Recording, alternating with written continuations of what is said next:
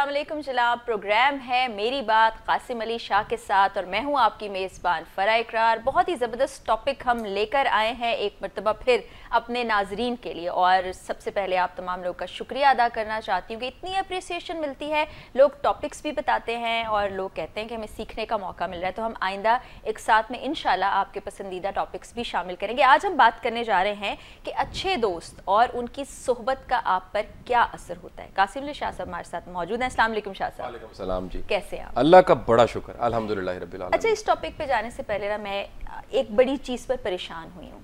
हम घर के मामलात, अंदर के दुख, घर के इख्तलाफात सोशल मीडिया पर रखते हैं।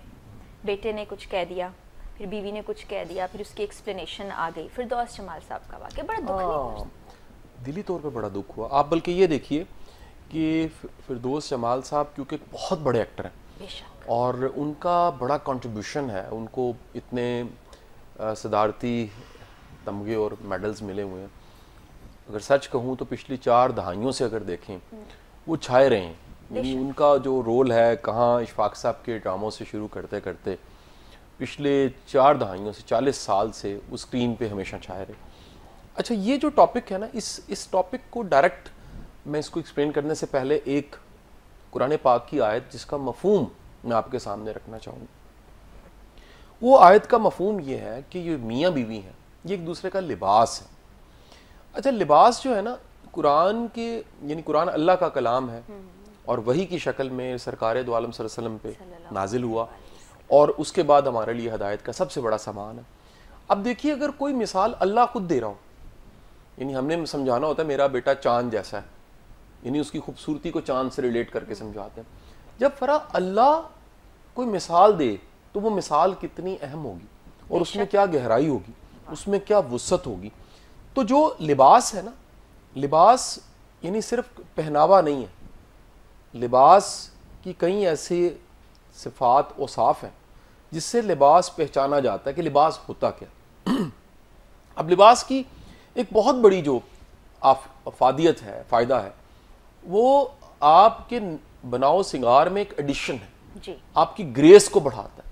यानी मियाँ बीवी को अगर ये कहा गया एक दूसरे का लिबास है तो दरअसल ये एक दूसरे की पर्सनैलिटी को बढ़ाते हैं और मल्टीप्लाई कर देते हैं। समझाना यहाँ मकसूद था। नंबर 2, मौसम बदलता है, ठंडा या गर्म, लिबास प्रोटेक्शन है, क्या बात ये प्रोटेक्ट करता है, सर्दी से प्रोटेक्ट करता है। फिर गर्मियों में ऐसा होता है कि हवा लगती है, कंफर्टेबल कपड़े आप पहनते हैं।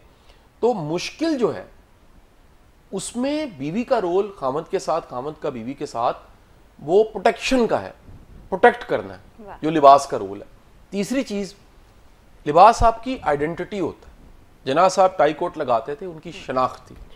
गांधी लुंगी पहना करते थे, उनकी ये शनाख्त थी। ईदी साहब के ग्रे कलर के, बोस्की कलर या फिर कह लीजिए मलेशिया रंग के सूट होते थे, प्लास्टिक का स्लीपर होता था, पेमन लगे कपड़े, ये रजिस्टर्ड उनकी पर्सनैलिटी है। इलामा मोहम्मद इकबाल की एक रजिस्टर्ड पर्सनैलिटी ज़हन में आ जाती है। लिबास मियाँ बीवी एक दूसरे के लिए एक दूसरे को रजिस्टर्ड करते हैं कि ये है और इसकी ये पहचान है। एक का नाम आए, दूसरे का नाम लोगों के जहनों में खुद आ जाना चाहिए। फिर कमाल देखिए, लिबास जो है वो कमियों, कोताहियों को, कमजोरियों को छुपाता है। यानी जो बहुत मोटा है वो स्ट्रेच नहीं पहनता, आपने देखा होगा, वो थोड़ा सा बैगी पहन लेता है ताकि कवर हो जाए। इस तरह बहुत स्लिम भी जो है वो भी स्ट्रेच नहीं पहनता, वो भी बैगी पहन लेता ताकि कवर हो जाए। तो लिबास आपकी कमियों, कोताहियां, पंजाबी का वर्ड है कज्जन कजना, वो उधर भी काम आता है। यानी ये लिबास की अफादियत में मैंने कुछ नुक्ते बताए हैं। दरअसल कुरान पाक की ये आयत कि मियाँ बीवी एक दूसरे का लिबास है, इसका मफहूम इतना वसीतर है कि किताबें लिखी जा सकती हैं, कितने प्रोग्राम हो सकते हैं। अब वो रिश्ता जिसको आपने 35 साल निभा दिया, जिंदगी के 30-35 साल गुजर गए, बच्चे पैदा हो गए, बच्चे सेटल हो गए, बच्चों की शादी हो गई, जिंदगी गुजर गई, फिर उस लाइफ पार्टनर का क्या गिला करना। यानी ये सारी वो तालीमात जो मैं सामने रखने लगा हूँ। फिरदौस जमाल साहब क्योंकि खुद एक वासिफ अली वासिफ साहब के अकीदतमंद हैं, मोहब्बत करने वाले बड़े इंसान। मैं पहले कह रहा हूँ, इतराफ़ कर रहा हूँ कि उनके फ़न और उनके फ़नकार होना और उनकी सलाहियत, उसका मैं मोतरफ़ हूँ, मैं फ़ैन हूँ। बुनियादी तौर पे फिरदौस जमाल साहब का मैं एक फ़ैन हूँ, सच्चा फ़ैन हूँ। लेकिन ये जो गुजारिशात रख रहा हूँ, ये गुजारिशात मैं शायद सबके लिए सामने रखा, बिल्कुल सबके लिए है, ये सबके लिए एक लर्निंग है। इसकी इब्तिदा दरअसल उनकी तरफ से होती है। ये साहबजादे का जो बयान है वो रद्द अमल है, और उस रद्द अमल में नजर आ रहा है कि बड़ा मजबूर होकर उन्होंने वो रद्द अमल दिया। यानी वो कोई एग्रेसिव रद्द अमल नहीं है, वो बड़ा नपा तुला संभला हुआ एक रिस्पॉन्स है। मैं उसे रिएक्शन नहीं कहूँगा, रिएक्शन में गुस्सा होता है, उसमें दुख है कि हमें ये बताना पड़ रहा है, हमें ये बताना पड़ रहा है कि बाप का जब सर्जरी हो गई तो फिर किस तरह हम उसको संभालते रहे, या एक भाई जो मेरा है उसने जख्म देखा तो कैसे बेहोश हो गया, या फैमिली का क्या रोल था। तो ये जो कहानी है फिरदौस जमाल साहब की, इसमें हमें पहला तो मानना पड़ेगा कि मेरा ख्याल ये है कि अगर वो किसी से पहले डिस्कस करते, आखिर उन्होंने पेन रखी होगी, पता नहीं कब की रखी हुई है, उनके बकौल एक पुरानी दर्द तकलीफ की हालत में वो है, और उसको उन्होंने मीडिया पे जब कह दिया, अब इस अंदाज में कहा कि जो साहबजादा है, फिर उसने उसका जवाब दे दिया। तो ये कहानी, एक और भी इसका रुख बताऊं, ये सिर्फ फिरदौस जमाल साहब की कहानी नहीं है यार, दूसरे चौथे घर की कहानी है, और आने वाले वक्तों में ये कहानियां बढ़ जानी है कि लोग तादेर साथ रहते हैं, बाद में अलहदगी होती है, बाज़ औक़ात तलाक हो जाती है, बाज़ औक़ात खुला होता है, और एक टॉक्सिक रिलेशन होता है। मैं एक आपको वाक़या सुनाना चाहूँगा। एक वुमेन क्लब था, I was the guest speaker, ठीक, सारे ऑफिसर्स थे, और लाहौर का में एक बड़ा इदारा है, वहाँ पर सर्व करने वाले सारे जो ऑफिसर्स थे उनकी वाइफ्स थी, हमारी बहनें और भाभी।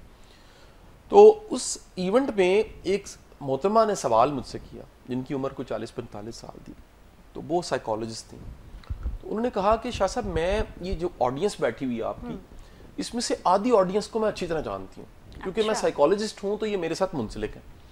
ये आधी ऑडियंस ऐसी है जो मेरे साथ मुंसलिक है, इनमें से आधी, यानी अब वो आप ओवरऑल का 50% समझ लें, लेकिन उन्होंने जो कहा उसका 25 पूरे का बन जाता। उन्होंने कहा ये जो आधी है ऑडियंस, बीबी हैं, इनके डेड रिलेशंस हैं। ये टर्म मेरे लिए नहीं थी कि डेड रिलेशन क्या होता है। फिर जब तहकीक की तो पता लगा कि ये वो रिश्ता होता है जिसमें दो लोग साथ रह रहे होते हैं और उनमें उन्स नहीं होता, उनमें मोहब्बत नहीं होती। शायद वो फितरती जबिल्लत, वो फिजिकल रिलेशन, वो एक सदियों का एक प्रोसेस जिसमें सारी मखलूकात के बच्चे पैदा होते हैं। इन्होंने मिलके बच्चे भी पैदा कर लिए हैं, एक नस्ल एक पैदा कर दी है, लेकिन इनका आपस में वो बॉन्ड जो एक इंटीमेसी जिसको कहते हैं, वो फिजिकल है, मेंटल है, स्पिरिचुअल है, सोल इंटीमेसी है, वो चारों की चारों नहीं है। लिहाजा नतीजा ये है कि ये एक घर में एक छत तले रहते हैं, लेकिन इनकी आपस में कम्युनिकेशन नहीं है। फिर उससे ज्यादा खौफनाक बात यह है, क्योंकि इमोशनल इंटीमेसी नहीं होती डेड रिलेशन की डेफिनेशन में, तो एक दूसरे का दर्द नहीं महसूस कर सकते, और जब दर्द नहीं महसूस कर सकते तो एक तकलीफ में होता है तो बाज़ का दूसरा मुस्कुरा रहा होता है। पर मैंने ऐसे केसेस देखे जिसमें तामर्ग लोग अलग हो गए, घर में बच्चों ने माँ बाप को डिवाइड कर, यानी आपस में रख लिया है। कुछ ने कहा यार माँ को मैं रख लेता हूँ, बाप को, क्योंकि आपस में रह ही नहीं सकते, एक घर में नहीं रह सकते। और ये उस रिलेशन के टॉक्सिक होने का साइन है। और मैं दावे से कहता हूं, ये कहीं पर भी ये कहानी आपको मिलेगी, वो बच्चे नफ्सियाती तौर पे डैमेज मिलेंगे। यानी मियाँ बीवी के झगड़े में अगर दोनों ने पोजीशन ले ली है, ऐसी पोजीशन ले ली है जिस पोजीशन को कह लीजिए एक दुश्मनी वाली पोजीशन, तो उसका सबसे बड़ा डैमेज, नुकसान वो बच्चे हैं, औलाद है। और वो भी नुकसान क्या है कि उनकी पर्सनैलिटी में एबनॉर्मेलिटी होगी, ऐसा ही है, वो या ऑब्सेस्ड होंगे, या डिप्रेस होंगे, या उनमें वहम होगा, या उनमें बायपोलर होगा, या उनके अंदर को बड़ा डिसऑर्डर होगा। अच्छा, अब इस कहानी में बड़ा मुनासिब था कि इसको जहां इतने साल गुजार लिए, 70 साल आपकी उम्र हो गई, इस दुख को भी पी जाते। इसको मीडिया की नजर करने की क्या जरूरत थी? कितना बड़ा भ्रम था जो इस उनकी टॉक से पहले मौजूद था। अच्छा, और भ्रम खत्म हो गया। यहाँ मुझे एक चीज महसूस हो रही है, मैंने आज भी उनका एक और इंटरव्यू देखा जिसमें वो आइसोलेटेड रह रहे हैं। वो कहते हैं मुझे आइसोलेशन पसंद है। जब इंसान अकेला रहने लगता है, किसी से कहता नहीं, तो ऐसी चीजें जन्म लेती है कि किसी ने जरा सा पूछा वो फट पड़ा। हाँ। तो यहाँ पर हमारे आज का टॉपिक आ जाता है, दोस्त। ये कितने जरूरी है कि आपका दुख सुख का साथी होते हैं दोस्त, जो आप बीवी से, बच्चों से, माँ बाप से, बहन भाई से नहीं कह सकते। हाँ। दोस्तों से कहते हैं। अच्छा देखिए, दरअसल ये जो केस है जिसमें फिरदौस जमाल साहब का हमें इल्म में आया कि अकेले रहते हैं और लाहौर के किसी काम से इलाके में जाके किराए के घर में रह रहे हैं, किराए के घर अपना में घर छोड़ के ज़िंदगी गुजार रहे हैं। तो दरअसल ये भी एक इस्केपिज्म है, ये जिसको बंदा जस्टिफाई तो करता है, नहीं मेरा मिजाज है, मेरी दरवेशी है, मेरा सादापन है, या मैं अब मेरा दुनिया में दिल नहीं लगता और मैंने सब, ये दरअसल ये कहना होता। असल में जो फंक्शनिंग होना है वो लाइफ है। ज़हनी सेहत की एक बड़ी निशानी कुर्बानी देना, रिश्ते निभाना, जो नहीं पसंद उसको कबूल करना, बर्दाश्त करना, आला ज़रफ़ी, ये सारे साइंस हैं कि आप एक बड़े इंसान। ये उनका एस्केपिज्म, ये तो उनके साथ कभी बैठ के बात करनी चाहिए कि इसका हल क्या है, इसको कैसे एड्रेस किया जा सकता है। लेकिन ये मिजाज भी आपको समाज में अब कॉमन मिलेगा। बड़ी दुनिया ऐसी है जो इसी रास्ते पे, इसी डगर पे चल रही है पहले से। अच्छा, और ये कितना नुकसानदेह, इस पर हम बात करेंगे, और अच्छे दोस्त कितने ज़रूरी हैं आपकी ज़िंदगी में, इस पर बात करेंगे एक छोटे से ब्रेक के बाद। आप देखते रहिए News One. Welcome back to program मेरी बात कासिम अली शाह के साथ। अच्छे दोस्त क्यों ज़रूरी हैं, उसके लिए हमने एक बड़ा ही अफसोसनाक वाक़या भी डिस्कस किया। कभी कभी दोस्त अच्छे नहीं भी होते, वो आप पर कैसे असरअंदाज होते हैं, हम दोनों चीज़ें डिस्कस करेंगे शाह साहब। अच्छे दोस्त और जो नहीं अच्छे, तो वो आप पर कैसे असरअंदाज होते हैं? अच्छा देखें, एक तो जहन में रख लें कि ये जो इंग्लिश का मुहावरा है कि man is a social animal, ये बड़ा एक बामानी किस्म का मुहावरा है, जुमला है। इसमें अगर आप कभी सोशल पे हाथ रख दें ना, बोर्ड पे लिखें man is a social animal और सोशल पे हाथ रख दें, तो फ़ौरन जो है ना वो मीनिंग बदल जाता है मैन इज़ अ एनिमल। यानी सोशल होना उसको नॉर्मल रखता है और उसको कह लीजिए उसके कैथारसिस का सोर्स है। अब फ़रा हमारे यहाँ चैलेंज ये है, जो बहुत बड़ा चैलेंज है, वो ये है कि बड़ी दुनिया वो जानती नहीं है कि हमें इंसानों की कितनी ज़रूरत है, कितनी अहमियत है, और ये वैल्यू ना देना इंसानों को। होना तो ये चाहिए कि इंसानों को आप कदर दें, अशिया को इस्तेमाल करें। लोग उल्ट फार्मूले पे चलते हैं, इंसानों को इस्तेमाल कर लेते हैं और अशिया को संभाल के रख लेते हैं। तो दरअसल दोस्त का मतलब है कि आप अपनी ज़िंदगी में समझ पाए हैं कि कोई शख्स इतना इम्पॉर्टेंट है कि उसके साथ चला जा सकता है, इतना देर चला जा सकता है, उसकी ज़रूरत है और उसकी कोई वैल्यू है, उसको उसकी कमज़ोरियों पे पर्दा डाला जा सकता है। उसको अगर कमज़ोरी बताई जाए तो वो कवर करेगा, वो इश्तिहार नहीं बनाएगा। आज वो गहरे रिश्ते, जो हमारा प्रोग्राम सुनने के बाद फ़ौरन सवाल किसी को करेगा, मिलते नहीं है, अच्छे दोस्त नहीं मिलते। मैं कहता हूँ कि सबसे बड़ा प्रॉब्लम ये है, एतमाद ख़त्म हो गया। इस सोसाइटी में जो एतमाद, एक ट्रस्ट जो रिश्ते के लिए बड़ा ज़रूरी है, वो ख़त्म हो गया। अब इसके लिए करें क्या? पहले खुद काबिल एतमाद बने, यानी कोई आप पे तो ट्रस्ट कर सके। जब आप पे लोग ट्रस्ट करने लग पड़ते हैं और एडमिट करते हैं कि आप इस काबिल हैं कि आपकी हमें ज़रूरत है, आपका किसी की ज़िंदगी में होना उसके लिए बायसे तक़वियत है, किसी के लिए मोटिवेशन है, किसी के लिए उम्मीद है, तो फिर फ़रा काम शुरू हो जाता है। ये वन साइडेड, एक कहते हैं एक तरफा मोहब्बत है, ये कुछ ही अरसे बाद दो तरफा में बदल जाती है, बशर्ते आप काबिल एतबार हैं और आप में डेप्थ है। अच्छा, मैं फिरदौस जमाल साहब वाले वाक़ई में से एक चीज़ वासिफ अली वासिफ साहब की कोट करना चाहूँगा, क्योंकि वो खुद बड़े फॉलोअर हैं। फिरदौस जमाल साहब से मेरी जो चंद मुलाकातें वासिफ अली वासिफ के मज़ार पे हैं, पुरानी बात। अच्छा। हाँ जी, पुरानी बात। मैंने उनको उनके मज़ार पे किस ज़माने में उनका मिला हूँ, तो उनका एक वासिफ साहब का जुमला मैं नज़र करना चाहूँगा। वो फरमाया करते थे कि अगर किसी को छोड़ देना उसका गिला कैसा। अच्छा, किसी को छोड़ ही नहीं सकते, फिर उसका गिला कैसा। यानी अगर छोड़ देना है, ताल्लुक ही नहीं चलना, रिश्ता ख़त्म हो जाना है, फिर भी गिला ना करो, और अगर छोड़ ही नहीं सकते तो फिर भी गिला ना करो। यानी गिला तो दोनों सूरतों में जायज़ नहीं है। और अगर गिला करना ही है, मिसाल ले लें, तो आपस में बैठ के करें ना, दो लोग आपस में बैठ के तय करें। बिल्कुल। अच्छा, समझ आ जाए कि नहीं बदला जा सकता, कबूल कर दें। ये जो बर्दाश्त है, ये जो कबूल करना है, ये बड़ा ज़रूरी है। अब होता क्या फ़रा, हमारे रिश्तों को डैमेज करने वाली सबसे खौफनाक चीज़ ईगो है। रायन हॉलीडेज की इतनी मोटी किताब है इस पे, ईगो इज एनिमी। इतना नुकसान कोई दुश्मन नहीं देता जितना नुकसान ईगो देती है। अब ईगो करती क्या है? ईगो ऐसे कमाल से मैनिपुलेट करती है, आपको मजलूम बना देती है, दूसरों को जालिम बना देती है। आपको लगता है मुझे कोई समझ ही नहीं सका। ये सारी ईगो की मैनिपुलेशंस है। हमें लगता है कि हम जो है ना वो डिजर्व करते थे रिस्पेक्ट, और कोई दूसरा डिजर्व ही नहीं करता था। हमें लगता है बस हमें पता था, किसी को पता ही नहीं था। हमें लगता है हम बड़े ऊंचे थे। ये अंदर कहीं चल रहा होता, जुबान पे नहीं कोई कह रहा होता, जुबान बज़ाहिर तो सारे ठीक लग रहे होते हैं। ये ईगो की बीमारी जो अंदर कहीं छुपी हुई ईगो है, ये ऐसे कमाल से ट्रिक करती है कि बंदे का सत्यानाश हो जाता है। अब आप मिसाल ले लीजिए वाकया, आज सोशल मीडिया पे ये टॉप ट्रेंड है, पिछले 1-2 दिन से टॉप ट्रेंड ऐसा ही है, ऐसा ही है। अब उनका सारा कंट्रीब्यूशन जिससे मैंने आगाज किया, वो इतने बड़े हीरो हैं, उनका इतना कंट्रीब्यूशन है। कहाँ मन चले का सौदा, इशफाक आपको शायद पता नहीं है, इशफाक साहब इनको बकायदा ये रोल असाइन करते थे। नहीं नहीं, ये मेरे लिए वो कहा करते थे जो मेरे ड्रामे का ये रोल है ना, ये फिरदौस जमाल करेगा।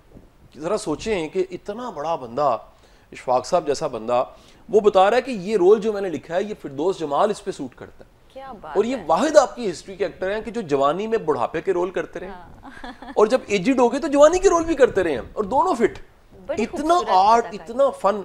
लेकिन इस वाक़े के बाद देखें लोगों को बात करने का मौका मिल गया, और अल्लाह ताला सबके पर्दे रखे, आमीन, सबकी सुम्मा इज्जतों को आमीन, महफूज रखे। फिरदौस जमाल साहब हमारा, ये सारी जो दुनिया भी बातें कर रही है इसके बावजूद मेरे लिए इंतहाई काबिल एहतराम है, ऐसे ही है। और मैं दिल से उनकी इज्जत करता हूँ।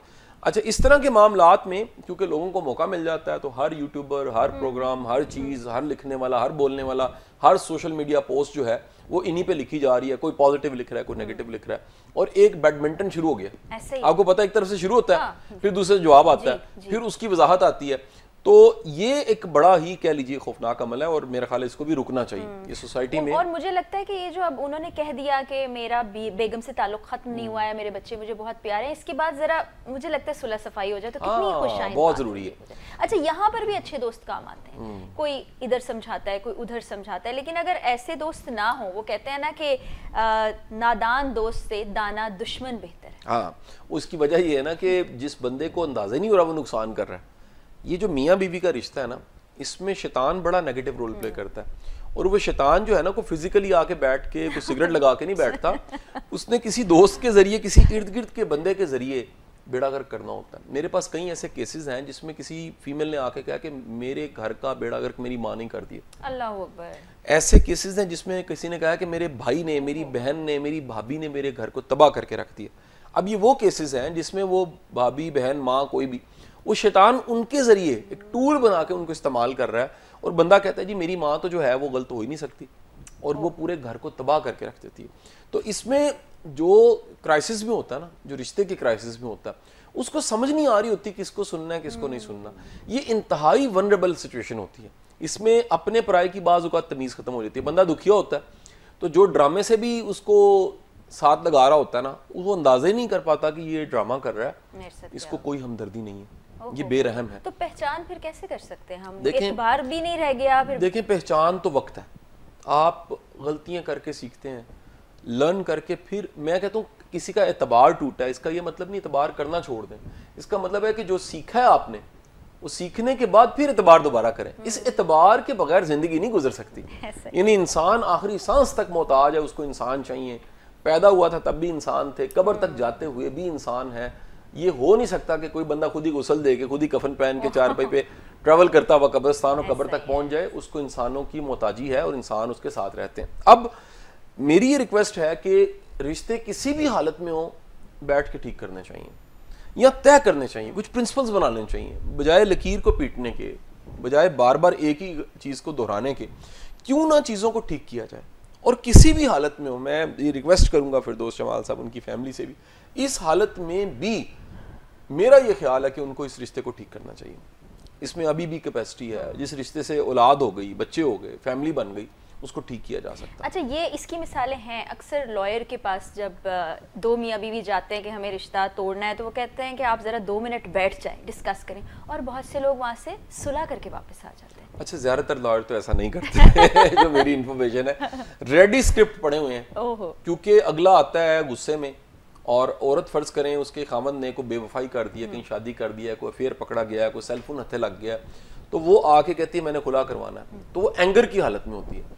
अब उसके एंगर को जो कह लीजिए किसी ने अगर सुनना है, किसी फ्रंट डेस्क ने, तो वो वकील साहब तो रेडी बैठे होते हैं, कहते हैं साइन करो।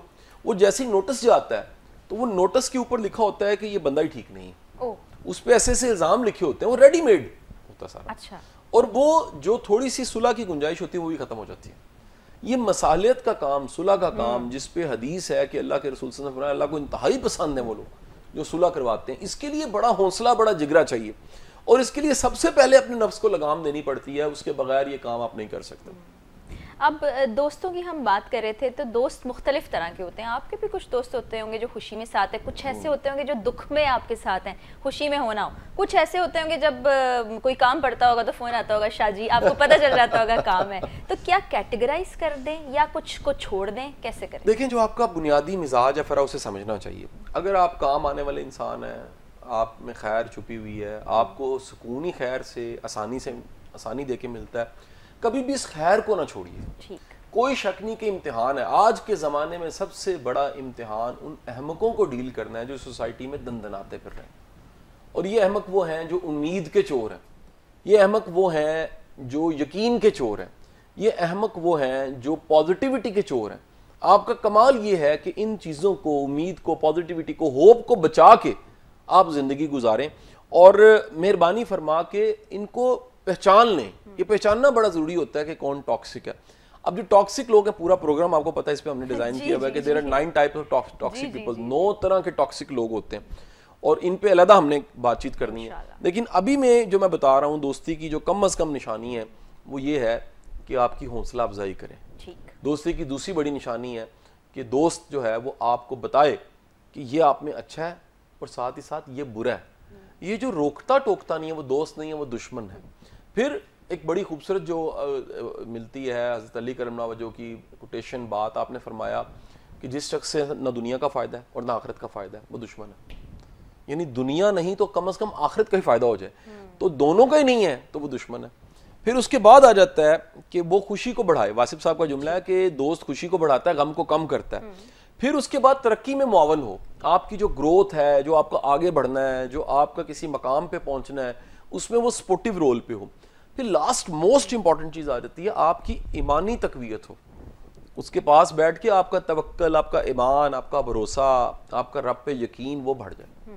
कंपनी तो बहुत ज़्यादा ज़रूरी होती है, उसके असरात भी हम डिस्कस करेंगे। यहाँ पर एक ब्रेक का वक्त हो गया है, ब्रेक के बाद वापस आएंगे और ये डिस्कस करेंगे कि वो दोस्त जो आपको रोक नहीं रहे या वो कौन सी ऐसी कंपनी जो आपके कॉन्फिडेंस को, आपकी ज़िंदगी को बेहतर बना सकती है, उसको अपनाया जाए। एक ब्रेक के बाद welcome back after the break. अब हम जानने की कोशिश करेंगे कि दोस्त जो आपकी शख्सियत के आयनादार होते हैं वो कैसे, आप कैसे पहचाने कि आपको किस कंपनी में बैठना है। शाह साहब, बड़ी कंपनी मैटर करती है। Man is known by his company, बड़ा मशहूर कॉल है। हज़रत अली ने बहुत कुछ कहा इस बारे में, वासिफ अली वासिफ साहब को भी हमने कोट किया। तो कैसी कंपनी अपनानी चाहिए कि आपकी शख्सियत बेहतर हो? अच्छा जी, देखें, इसमें जो सबसे इम्पॉर्टेंट चीज़ है कि जो आपकी कंपनी है वो आप सबसे पहले खुद को समझें, अपने मिजाज को समझें। जितनी ज़्यादा आपकी अपने बारे में समझ होगी और जितना ज़्यादा आप अपनी ज़ात, अपनी शख्सियत, अपनी पसंद, अपनी नापसंद, अपने मकासद, अपने विजन और अपनी लाइफ को खोल के बयान कर सकते हैं, फिर लोग उसके मुताबिक फिट होते हैं। लेकिन लाइफ जो है ना, वो समझ लीजिए एक बड़ा सा ना जी पजल गेम है जिसमें मुख्तलिफ तरह की चीज़ें जुड़ के वो मुकम्मल हो रही है। इसमें जो मिसिंग एलिमेंट है ना वो है फ्रेंड्स का।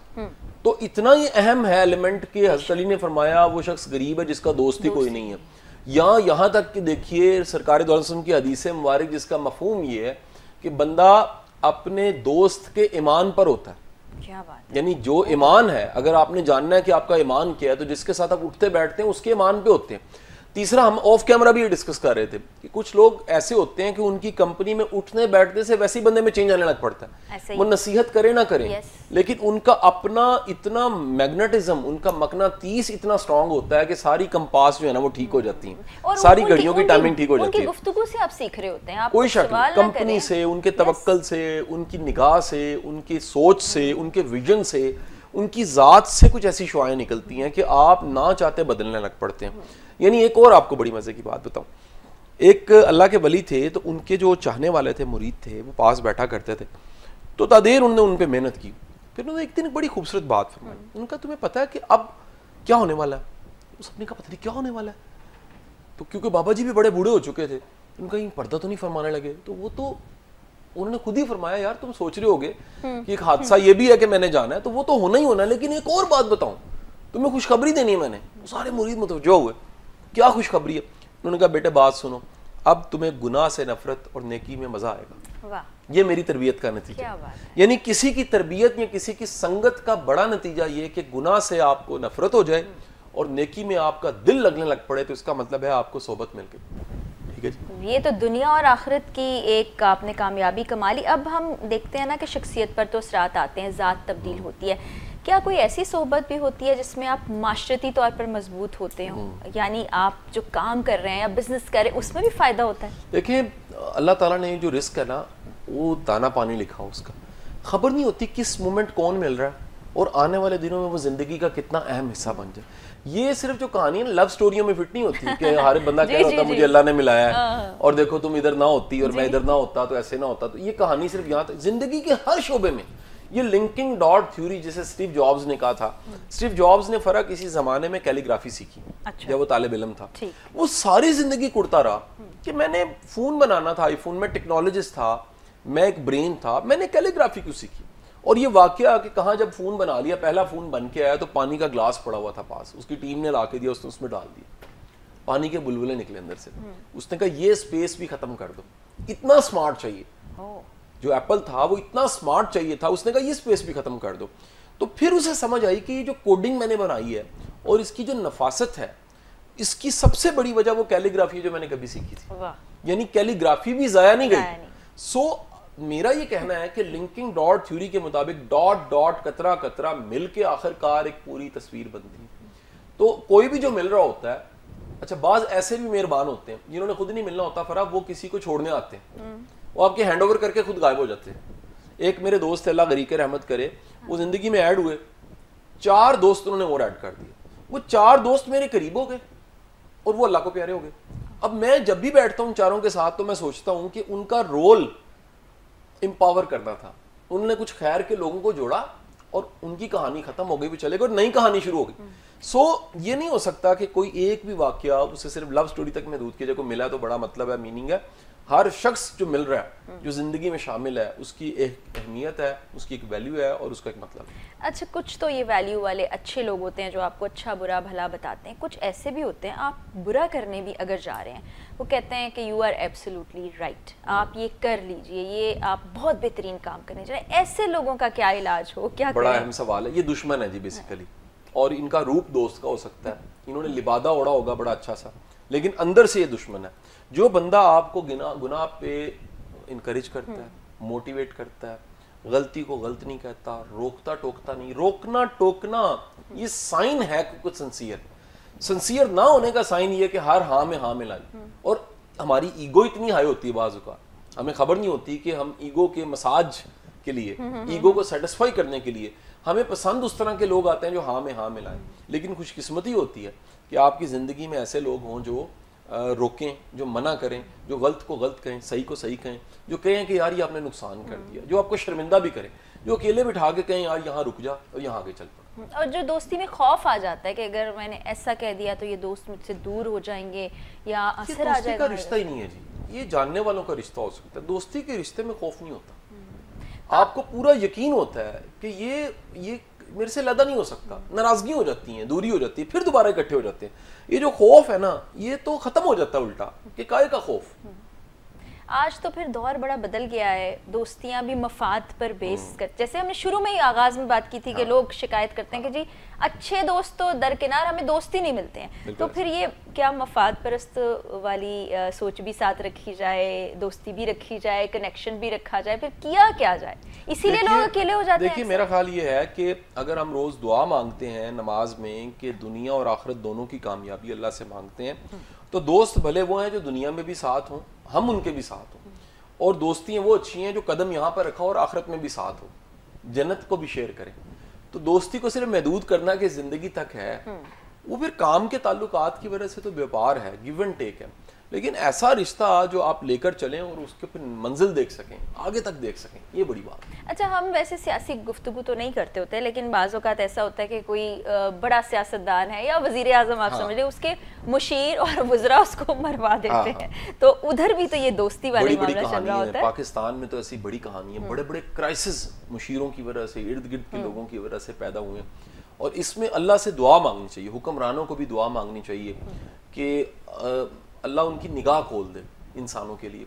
क्योंकि इतने एक मकाम पे जाके खुशामद सुनने की आदत पड़ जाती है, ईगो बहुत हाई होती है, तो बंदे को पहचान नहीं होती, जो हाँ में हाँ मिला रहा है, जो सर्व कर रहा है, जो बड़ा बीबा बन के मिल रहा है, जो हम्बल होके मिल रहा है, जो आप खांस रहे हैं तो तब भी वो टिश्यू आगे कर रहा है, लिखने लगे तो पेन आगे कर रहा है, कदम रख रहे हैं तो पलकें बिछा रहा है, तो आप ना चाहते हाईजैक हो जाते हैं। खुशकिस्मती होती है वो लोग भी आपकी ज़िंदगी में हो जो रोक टोक सके।